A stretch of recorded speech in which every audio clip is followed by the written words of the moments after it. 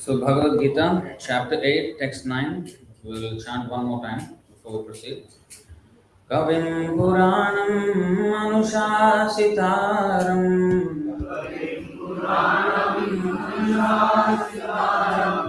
Anoraniyam Manosmaredya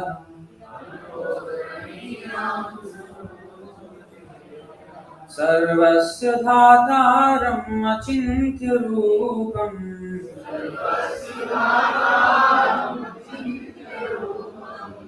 Adityavarnam Tamasaha Parasta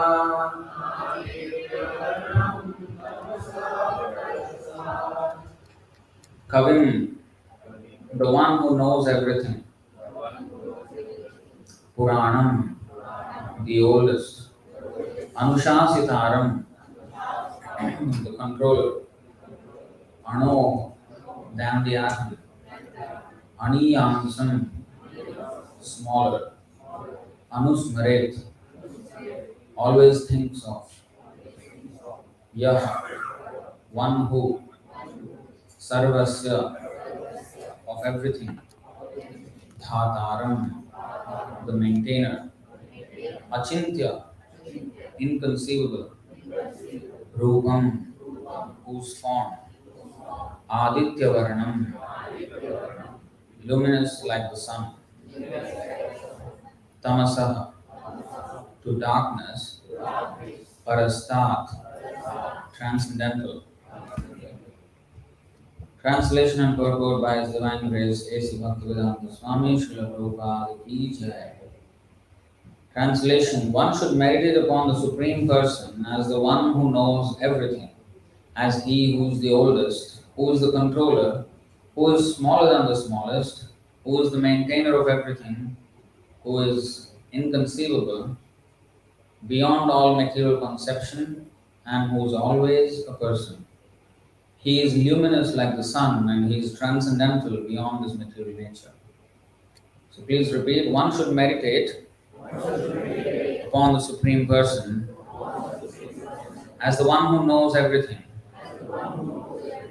as He who is the oldest, who is the controller, who is smaller than the smallest, who is the maintainer of everything, who is inconceivable, beyond all material conception, and who is always a person. He is luminous like the sun, and He is transcendental beyond this material nature. Purport: the process of thinking of the Supreme is mentioned in this verse. The foremost point is that He is not impersonal or void. One cannot meditate on something impersonal or void. That is very difficult. The process of thinking of Kṛṣṇa, however, is very easy and is factually stated herein. First of all, the Lord is Purusha, a person. We think of the person Rama and the person Kṛṣṇa.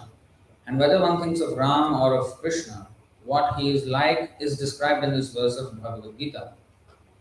The Lord is Kavi, that is, He knows past, present, and future, and therefore knows everything. He is the oldest personality because He is the origin of everything. Everything is born out of Him. He is also the supreme controller of the universe, and He is the maintainer and instructor of humanity. He is smaller than the smallest. The living entity is 1/10,000th part of the tip of a hair. But the Lord is so inconceivably small that He enters into the heart of this particle. Therefore, He is called smaller than the smallest. As the Supreme, He can enter into the atom and into the heart of the smallest and control him as the Super Soul. Super Soul means Paramatma. Although so small, He is still all-pervading and is maintaining everything. By Him, all these planetary systems are sustained. We often wonder how these big planets are floating in the air. It is stated here that the Supreme Lord, by His inconceivable energy, is sustaining all these big planets and systems and of galaxies. The word achintya, inconceivable, is very significant in this connection. God's energy is beyond our conception, beyond our thinking jurisdiction, and is therefore called inconceivable, achintya. Who can argue this point? He pervades this material world and yet is beyond it. We cannot comprehend even this material world, which is insignificant compared to the spiritual world. So, how can we comprehend what is beyond? Achintya means that which is beyond this material world and that which our argument, logic, and philosophical speculation cannot touch. That which is inconceivable. Therefore, intelligent persons, avoiding useless argument and speculation, should accept what is stated in the scriptures like the Vedas, Bhagavad Gita, and Srimad Bhagavatam, and follow the principles they set down. This will lead one to understanding. So, this is a very, very important verse in the Bhagavad Gita. So, today is New Year, according to the English calendar, Gregorian calendar. Now, Kṛṣṇa here is described as the oldest, and we are here on a New Year's Day. Puranam, the word Puran means old, you all know. In fact, there are many Puran like Vishnu Puran, Bhagavad Puran, Padma Puran, Skanda Puran. They are called Puran because they are dealing with ancient histories. They are not dealing with mythology or mythology. Usually we ourselves call it mythology, or as Indians like to pronounce, mythology. But this is not myth. We are not talking about myths. No, we are talking about histories. They should have been, the word should have been something else. Why is it said Purana? Because it is history. Itihas, like Ramayana and Mahabharata, Itihas and Puran, they are all dealing with histories. What kind of histories? Meaningful histories. What kind of meaningful histories? Because history has all kinds of events. But we are discussing in the Purans what are recorded, that which will enable us to elevate ourselves. Examples in history where the Lord came down and dealt with people of this world, left behind teachings, and not only of the Lord but also of the devotees who attained perfection, leaving us an inspiration of how we can pursue the same path. Because oftentimes we become discouraged. Oh, is it really even possible to go to God? Everybody is a sinner. We cannot really become perfect. These are the conceptions we have because we have no example, or we are not acquainted with any example of people who have become perfect. And therefore, we settle for the fact, or we settle for the idea that perfection is not possible. Perfection is possible. And we have examples from history. How Ramarajya, for example, the kingdom of Lord Ram, is still desired to this day, although it happened millions of years in the past. Recently, I came across some historian who said that Ramayana happened some 12,000 BC. That's not correct. It happened many millions of years ago, in Treta Yuga. So, there were not some dinosaurs there. There was Lord Ram. So, so Lord Ram, his kingdom is so ancient, but it is still remembered for the perfect rulership that Lord Ram exhibited. Not only that, we have Yudhishthir Maharaj, Prithu Maharaj, Priyavrata. These are all historical personalities in the Bhagavad Puran, Padma Puran, Vishnu Puran. So many like that. Prahlad Maharaj, Dhruv Maharaj. We have examples. These are all very ancient histories. But they are histories which will, although ancient, it is ever new, ever fresh. Because it is always relevant. Why? Because we are dealing with the Supreme Person. Kavim Puranam Anushasitaram. Anushasitaram means the Supreme Controller. Yeah. And he is oldest, but you will never find Krishna's picture as an old man. Can somebody straighten that frame there? So, Krishna, although oldest, You will never find Krishna with an old white man beard and haggard face and going to die. No. Even though he was speaking on the battlefield of Kurukshetra, huh? In the war, just before the war, and even in the war he was there. But he never looked like an old man. You know how old he was? According to material calculations, according to his so-called birth. He was 89 years old. He had many great grandsons. But you don't see Krishna like that on the battlefield when he was speaking Bhagavad Gita. Why? Because he is Navayauvanam, Nitya Nutana. And not only Krishna, Krishna's body, but Krishna's topics, Krishna's name, everything is new. So when we are in connection with Krishna, the oldest, every day can be our new year. Every day is new. Navanavarasa dhaman yudyatam rantumasit. Now we say this is new year. But what will become new? The same old thing happens. We go to office, come back, have a family. Same thing we are doing. What is new? The new thing we have to do is, for many millions of years, trillions of years in fact, we have been in this universe, not only this one lifetime, or some Hindus believe 7 lives we have. No. We have 7 trillion lives, not enough. We have even more than that. 700 trillion lives, more than that even. Innumerable lifetimes we have spent in this material world. The same old thing we are doing. We are celebrating New Year, we are celebrating new birth. We are taking every time birth and then celebrating birthdays. We are doing all these things, but actually we are doing the same old thing. What is that? Disobeying Krishna. Not understanding our relationship with Krishna. So the new thing that we have to do in this new year is to understand, actually, who am I? Who is God? What is my relationship with God? Scientifically understand, not just sentimentally be attached. No, that will not last. That will not be very effective. Sentimental attachment without any understanding. And if somebody says something, I will get carried away. And I have full of material conceptions of life. So like that we cannot advance. We have to be thoroughly convinced that Krishna is the Supreme Personality of Godhead and we are eternally His servant, and our real happiness lies in His service.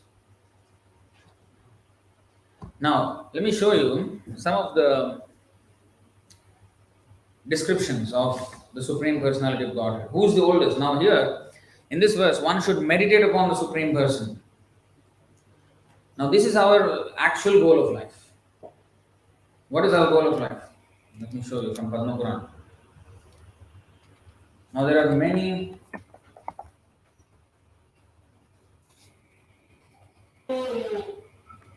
smartavyam smartavyah satatam Vishnu vismartavyo na jatuchit sarve vidhi nishedhasyur etayoreva kinkara. This is from Padma Purana. Lord Vishnu should always be remembered and never be forgotten at any time. All the rules and prohibitions mentioned in the Shastras should be the servants of these two principles. So there are many do's, there are many don'ts in the Shastras. Do this, don't do this, don't do this. But actually, all of them are meant to serve the ultimate do and don't, the rule and the prohibition, which is always remember Krishna, smartavyah satatam Vishnu, and vismartavyo na jatuchit.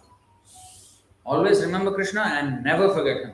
That's all. That is the do and don't we ultimately have to come to. So our aim in life should be to remember Krishna always. Why do you think? Why is that an aim? Why is that the aim? Because all problems of the world are only because of our forgetfulness of Krishna. A son doesn't need to suffer if his father is very rich.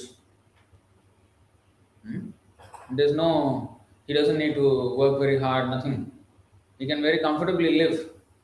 And we are the sons and daughters of the Supreme Personality of Godhead, who is the richest, who is the owner of everything.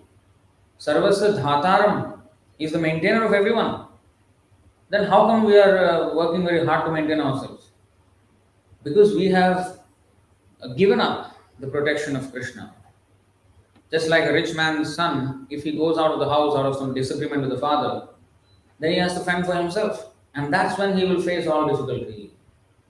In this world, in this material world, we are far away from our real home. And here we are struggling to maintain ourselves. Many people want to do some good philanthropic activity or some altruism, some charity, something to help the disadvantaged section of the population.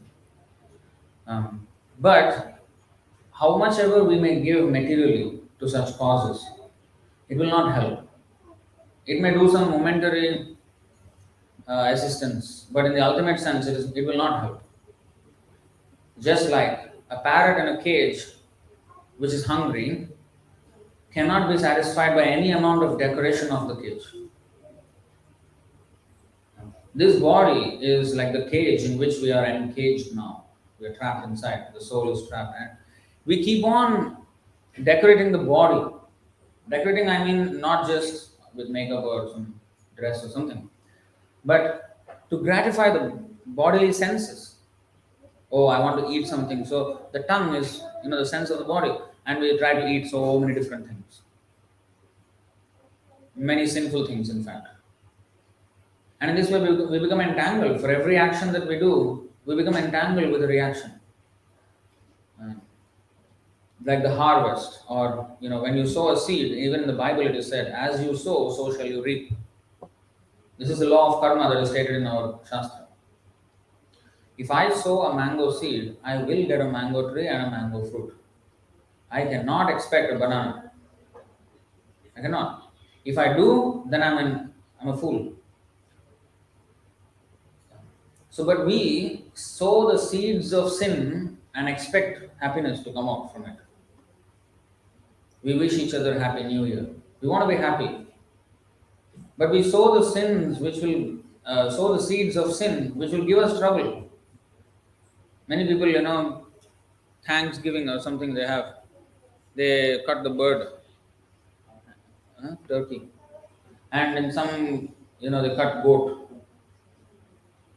So in different way, we are doing sinful activities, and then how can we expect any happiness? We cannot. We should not. Or rather, even if we do, it will not come. We can just hope for it, hopelessly. But it will not come. So the real way to become actually happy is to remember Krishna and do what is just like in Singapore.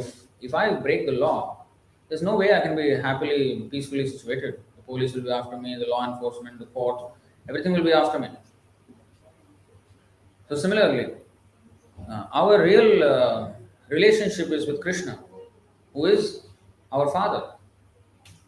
And He actually loves us. But we are the ones who don't reciprocate His love. We have a problem. And we ask God, why is He giving me problems? He is not giving us problems. We are giving Him problems. He has no suffering. Yes, Krishna. But He is very unhappy by seeing us unhappy. When a father sees that his child has gone away from him and is now on the roadside, suffering all kinds of tribulations and, not having even food to eat, the father will be hurt. He'll feel a lot of pain. So similarly, Krishna actually feels a lot of pain for us. So we have to start listening to Him. We have to start listening to Him. And that's when our real auspiciousness will come. Our happiness will actually come. So this is the main rule and prohibition. Yeah? So we should meditate upon Him. And meditation upon Him, in what way we can do it. To think of His form, yes, that is one. But in Kali Yuga, our minds are so distracted. How to do like that? And you can only think of somebody constantly, not by force,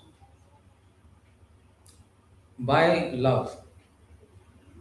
Like for example, if we love someone, then whatever we do, our mind is always thinking of that person, right?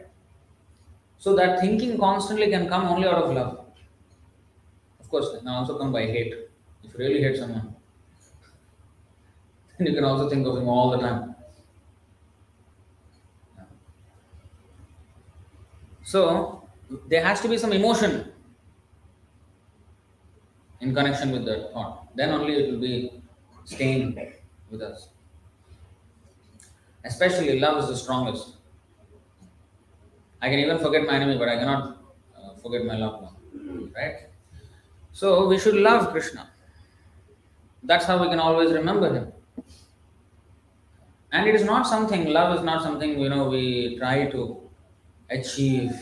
We already have. It is just covered by our forgetfulness, our lopsided desires, perverted desires in this material world. We have forgotten only. If we remember who Krishna is again, then we will remember our lost relationship with him. It is not something we are trying to achieve. It is something which is already innate in us, but which is covered by so much dust of materialism. And that needs to be cleansed. Cheto darpana marjanam. Marjanam means to cleanse. This darpana means mirror. Cheta means the mind. Mind is like the mirror. You put a blue colored thing in front of the mirror also appears blue. So, our mind, whatever you put in front of it, it will reflect. And it will reflect not just, when you put something in front of the mirror, it will only reflect as long as it is in front of the mirror. If it is gone somewhere else, it will not reflect that thing immediately.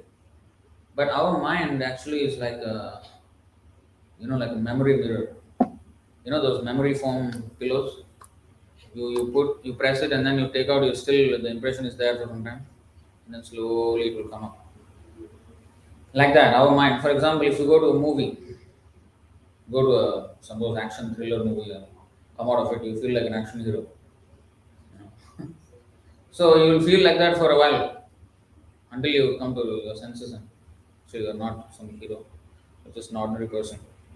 So we people remember those songs, those some scenes of the movie. It stays for some time and then slowly it fades. So similarly, our mind is like that, and if we constantly remember Krishna, then it will reflect in our mind always. So that is why we have to mold our life in such a way that we're always meditating on Krishna. And meditating does not mean just sitting straight and like this. There is no meditation should be at all times, at all places, in all circumstances. Now, for example, you are sitting here. Again, this I always do not know what happens. Since when is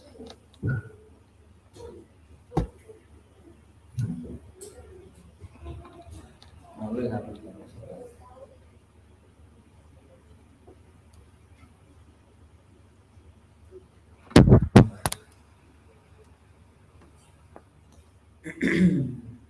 So now I will show how we should meditate on Krishna. So now you are hearing, for example, you are actually meditating on Krishna because you are hearing about his topic, and therefore, since you are focusing on this, so you are actually thinking of Krishna, his philosophy, his to understand him, to understand what he has said in the Bhagavad Gita. This is all meditation. Meditation not only is on the form, but on the name, on his message, on his seva. Everything is meditation. To chant his name is meditation. And actually, I'll show you something.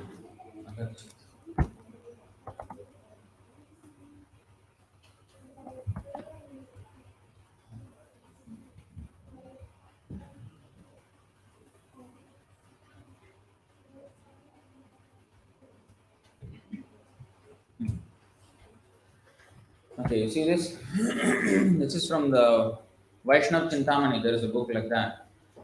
In that, there is this nice statement. Agachit smaranam vishnor bahvaya sena sadhyate oshthas spandana matrena kirtanam tu tato varam. Although capable of destroying all sins, the remembrance of Lord Vishnu is achieved only with extraordinary effort. On the other hand, one may perform Krishna Kirtan simply by moving one's lips, and thus this process is superior. Now, I can go to the seventh floor of this building, has 7 floors, or if some buildings have 100 floors. I can go to the 100th floor by staircase or by the elevator.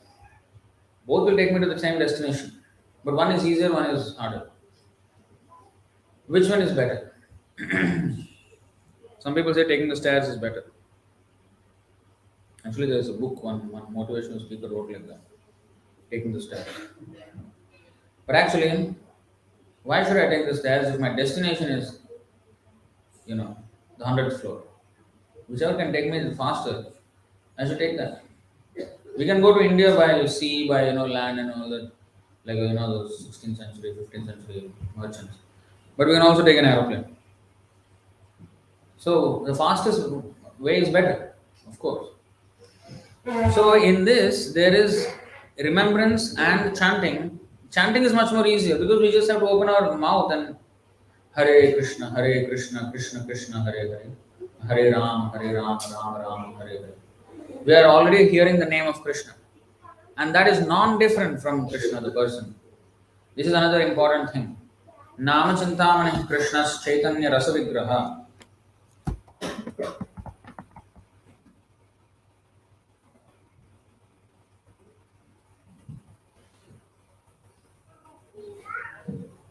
See this. Nama Chintamani Krishna's Chaitanya Rasa Vigraha Purnah Shuddho Nityamukto Abhinnatvan Nama Namino. The holy name of Krishna is transcendently blissful. It bestows all spiritual benedictions, for it is Krishna himself, the reservoir of all pleasure. Krishna's name is complete and it is the form of all transcendental mellows. It is not a material name under any condition and it is no less powerful than Krishna himself.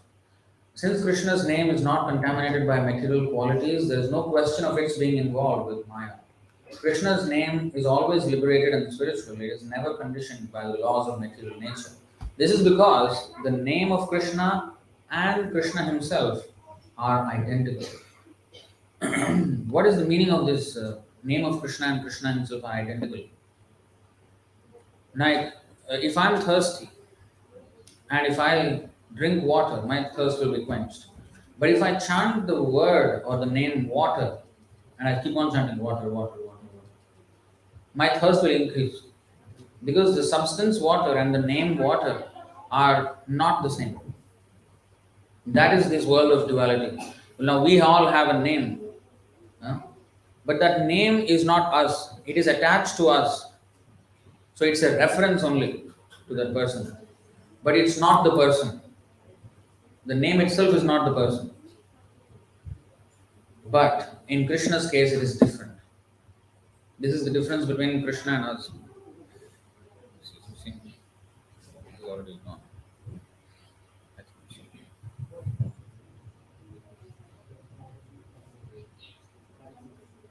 So this is already,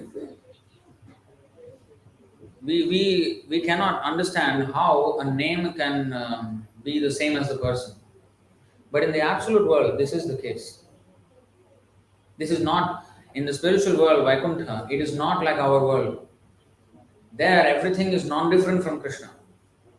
So Krishna's name, Krishna's form, Krishna's message, Bhagavad Gita, Krishna's pastimes, Leela, his devotees are all non-different from him. That does not mean, of course, the devotee is God, Krishna.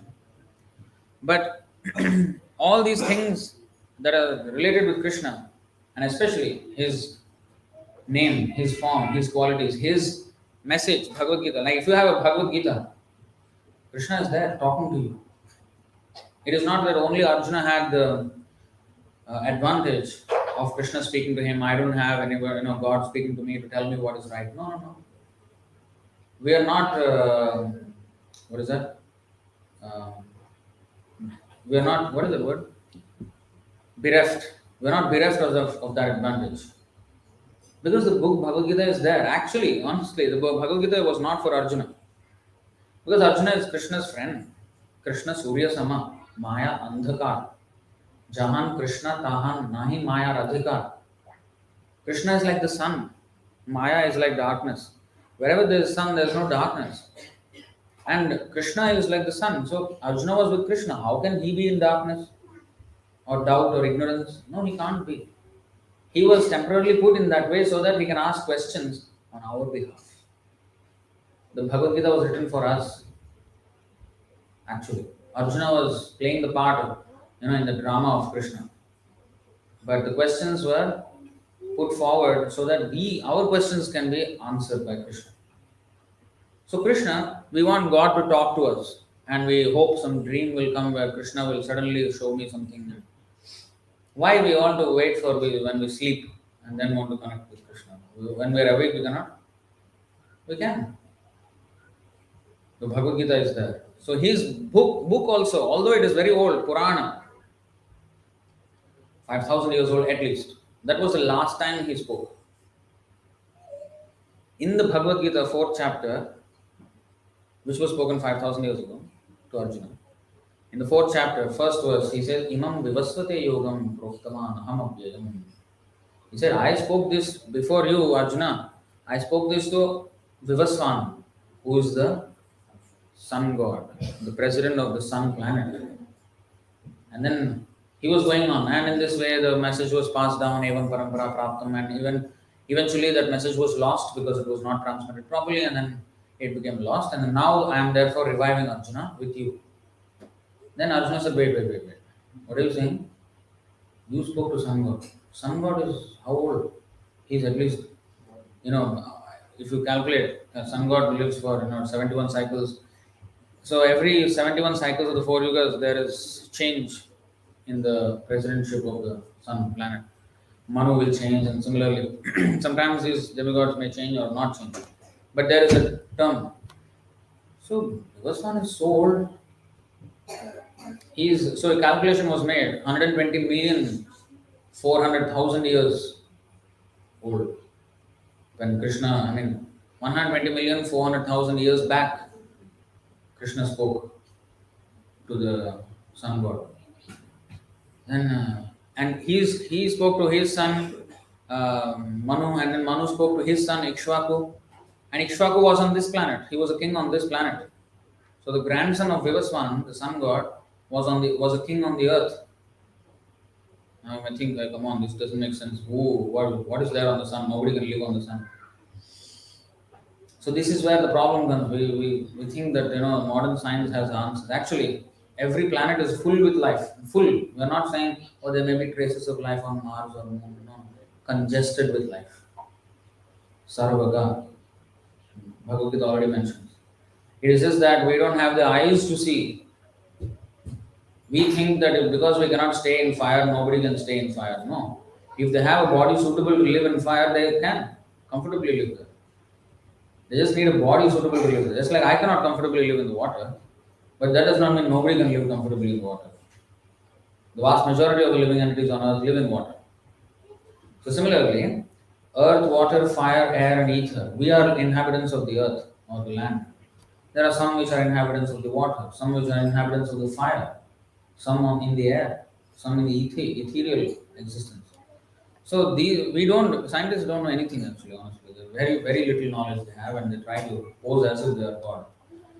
So anyway, sun god, his grandson was on the earth, and that was 2 million years ago already. And we are talking about dinosaurs and all. No, there was 120 million years ago. They said dinosaurs were there. No, sorry, we don't accept that. In our Vedic culture, there is no Vedic information in the Quran and the Itihas which are dating back to right into the beginning of creation. There is no mention of dinosaurs. Yeah. This Vivasvan heard the Bhagavad Gita 120 million years ago. That was what was going on at the time.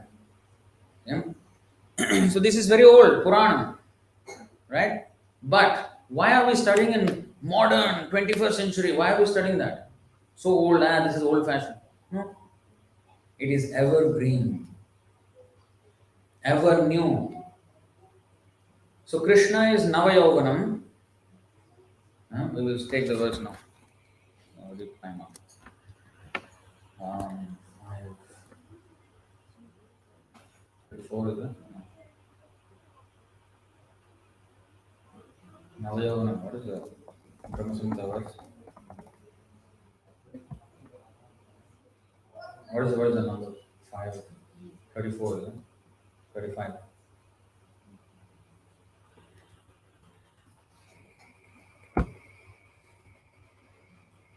Oh, this is echo this one. Okay.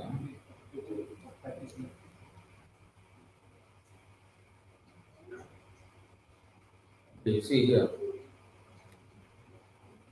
अद्वैतमच्युतमनादिमनन्तरूपम् आद्यं पुराणपुरुषं नवयौवनं च वेदेषु दुर्लभमदुर्लभमात्मभक्तो गोविन्दमादिपुरुषं तमहं भजामि.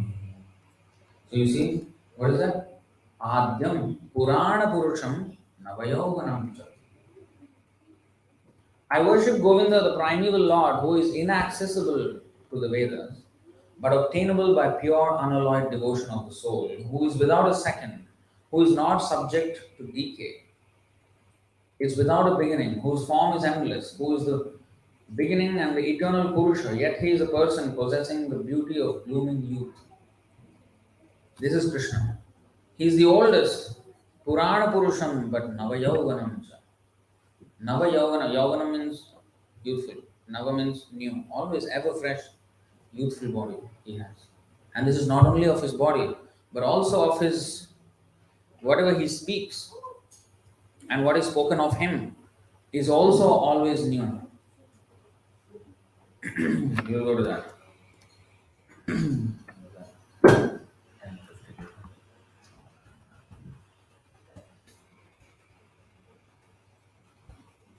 Brahman Krishna Katha Punya Madhvir Lokamalapaha Konu Tripyeta Shrinmana Shrutagno Nitya Nutana. Nitya Nutana. Nutan means new. Nitya Nutana. Nitya Nutana means always new. Never grows old. And what is that?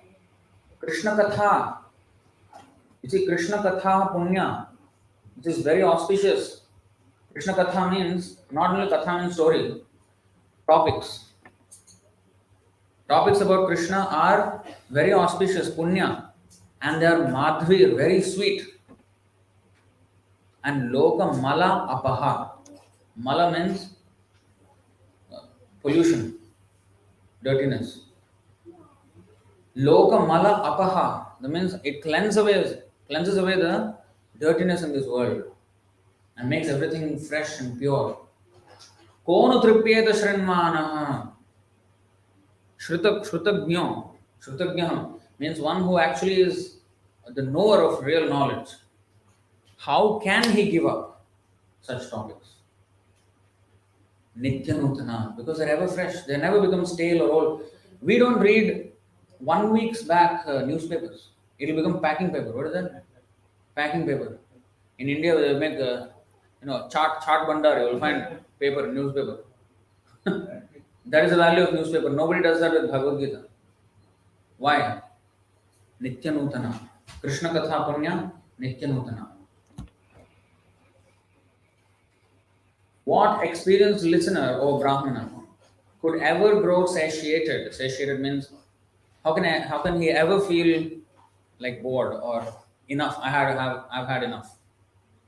If some people think, yes, I have had enough. This guy is lecturing and lecturing. Let me go and take prasadam. I think this is better.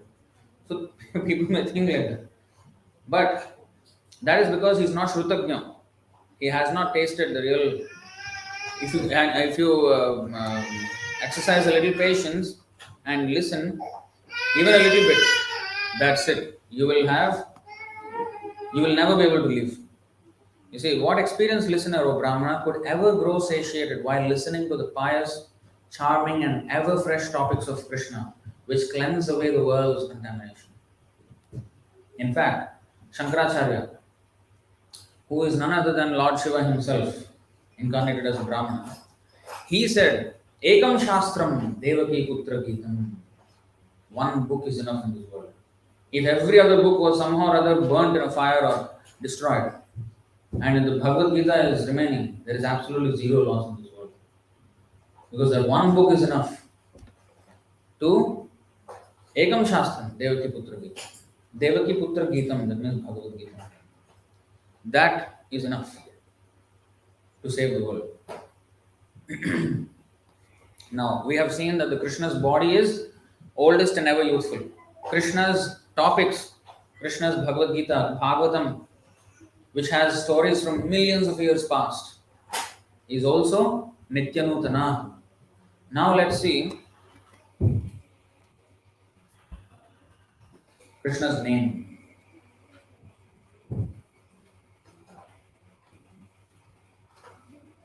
Tunde Tandavamiratim Vitanute Tundavali Labdhaye Karnakrodakadambini Ghatayate Karnarbudebhyah Spriham Cheta Prangana Sangini Vijayate Sarvendriyanam Kritim No Jane Janita Kiyadbhiramritai Krishna Varnadvai.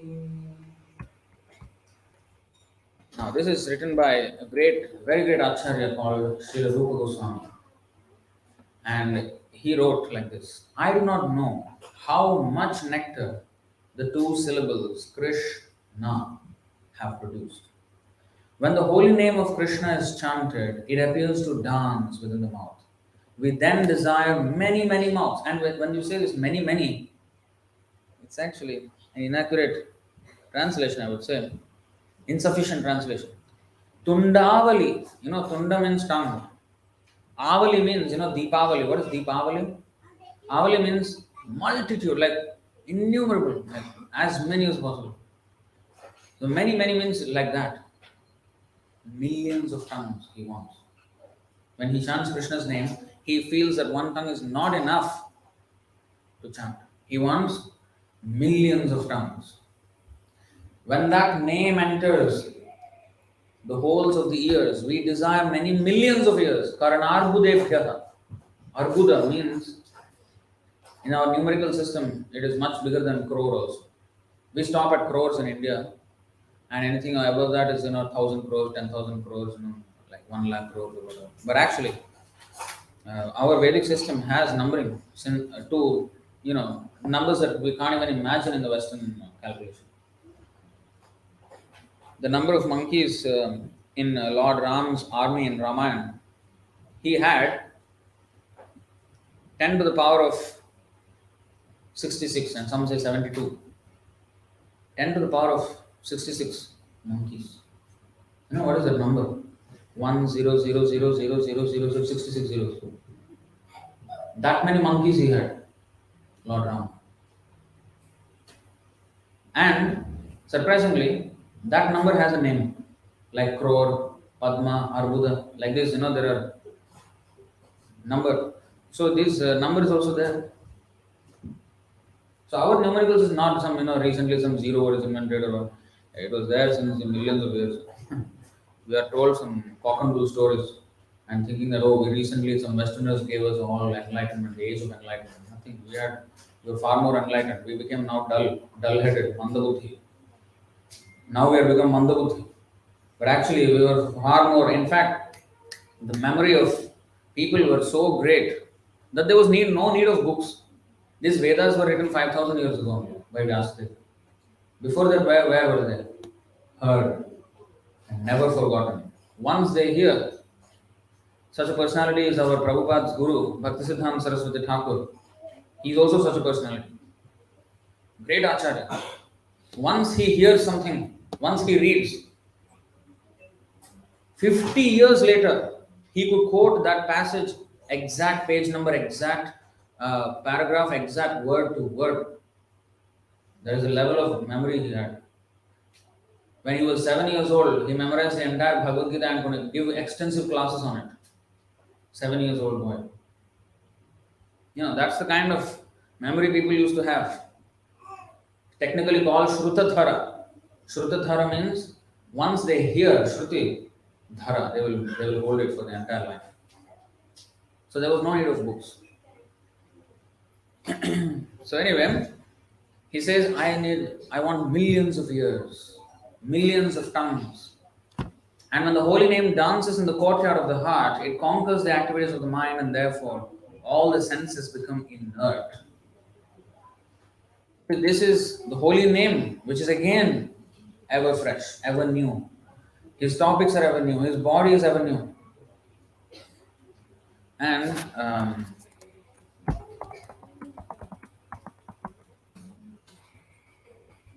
this is by Yamunacharya. Who knows who's Yamunacharya? Who knows who's Yamunacharya?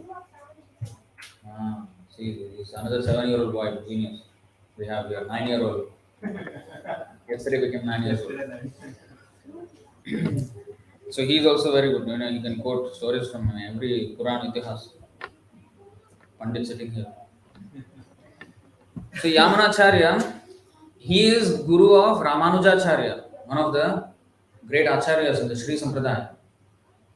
In fact, Ramanujacharya is an incarnation of Lakshman in Ramayana. So this Yamunacharya, great acharya, he had a unique life. The first half of his life was spent in extreme sense pleasure. He was actually a king. And he had access to women, beautiful women, wine and everything. All sins he was exposed to. And later on he became a very great devotee. And his realization he records in this shloka. Yadavadhi mama cheta Kṛṣṇa padarvinde Nava nava rasadhaman yudyatam rantumasit Tadavadhi vatanari sangame smaryamane Bhavati mukha vikarah sushtu nishtivanam cha. Since my mind has been engaged in the service of the lotus feet of Lord Kṛṣṇa, and I have been enjoying an ever new transcendental humor, whenever I think of sex life with a woman, my face at once turns from it and I spit at the thought. Look at this is sex life is adirasa in the material world. This is the highest enjoyment of worldly beings. And yet, here we have Yamunacharya who had experienced all these things before, but now that he has come to Krishna consciousness, he says, whenever I think of sex life with a woman, my face at once turns from it and I spit at the thought. Not that he thinks about sex life with a woman, but the Maya always feeds these kind of ideas. So whenever the Maya gives his idea, he spits at the thought. He absolutely, not that, he's just having some moral conscience. Oh, I should not be doing this. Oh, I should speak. No. With absolute disgust, he has zero interest. It's not that, morally he's just refraining, but still he has some inclination. He's just trying to control it. No. He has zero interest. It's disgusting. Like, the pig, he likes to eat stool. You put in the garbage dump, festival for him. But for you, what is that? I mean, what standard is that? I mean, and if you give this pig is eating garbage, let me actually help this pig out. Let me give some halwa. You give halwa, pig is not. What is the nonsense rubbish? I want this. For him, halwa is rubbish. We have in our materialistic condition, we are interested in pig-like pleasures. And when you are a human being, you see garbage, you will spit. It's like you want to vomit. And the pig is enjoying. This is exactly how he felt. Not that, he was trying to control himself, he just morally, he's now a bit better. No. He is disgusted with it. So that is the level. Why? How come?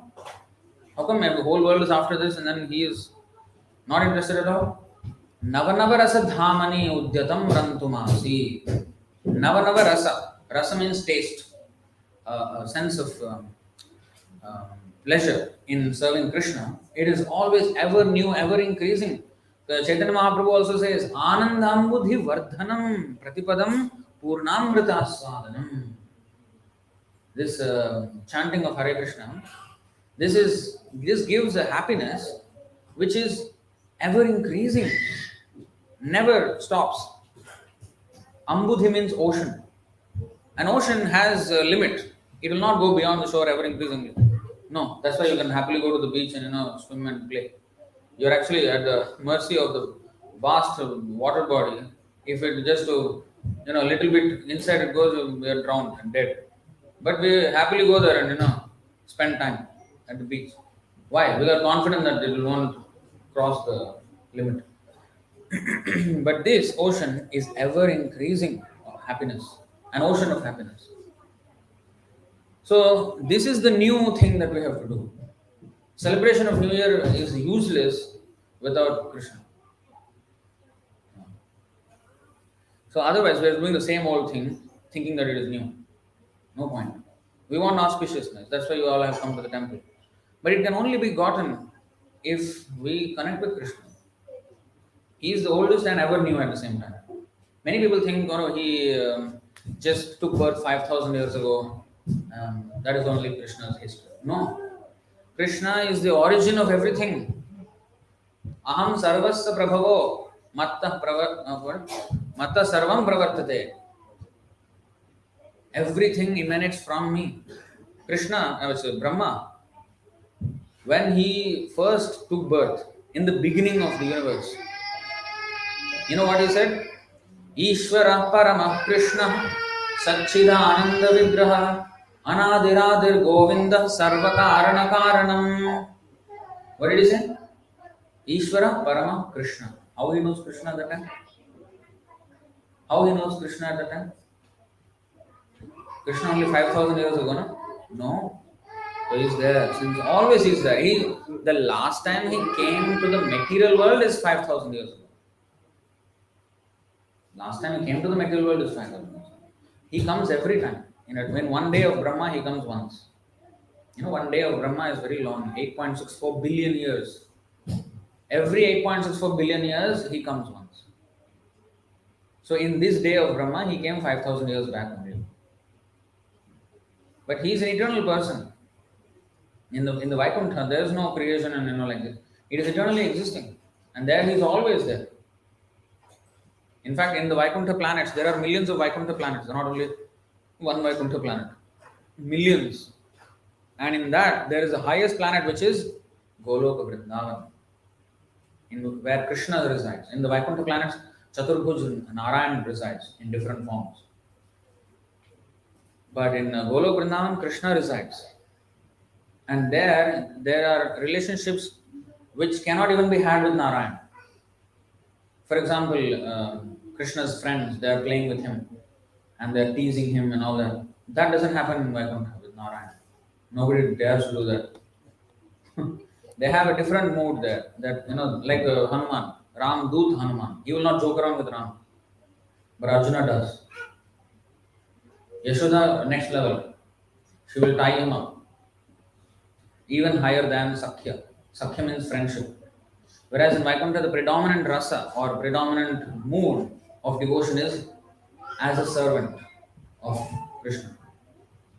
But in the Golok Vrindavan, there are higher ecstasies, more intimate relationships with Krishna. Like Sakhya, for example, that is the beginning, where he has friends who are almost on an equal level with him. And then there is Vatsalya, which is like Mother Yashoda, Nanda Maharaj. And then there is Madhurya, which is like the gopis and the queens of Dwarka, Rukmini, Satyabhama, and even the gopis like Radharani, Chandravali and all the gopis. So in this way, Krishna is situated in the highest planet always. Goloka namni nijathamni tale chatasya Devi Mahesha Haritham Asuteshu Teshu. So there are gradations of planets. So Goloka namni, his planet is already mentioned by Brahma, the first being of this universe. He already mentioned Goloka namni nijathamni tale chatasya Devi Mahesha Haritham Asuteshu Teshu. So in this new year, so if you have not yet started Please take up the chanting of the holy name of Krishna on beats. Some people say, "Oh, I'm also chanting. How many rounds?" No, I don't count. I just chant, as I'm doing. No, no, there has to be discipline. Now we don't have such a taste like Rupa Goswami. I want thousands of, millions of tongues and ears. Because, okay, we will see. Because it may sound as an exaggeration. Hey, come on.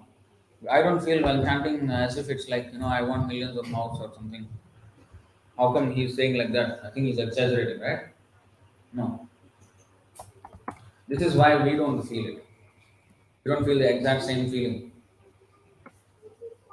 स्यात् कृष्णनामचरितादिशिताप्यविद्या वित्तोपदप्तरसनस्य नरोचिकानो किन्त्वादरादनुदिनं खलु सैव जुष्टा स्वाद्विक्रमाद्भवति तद्गतमूलमन्त्री. The holy name, character, pastimes, and activities of Krishna are all transcendently sweet, like sugar candy.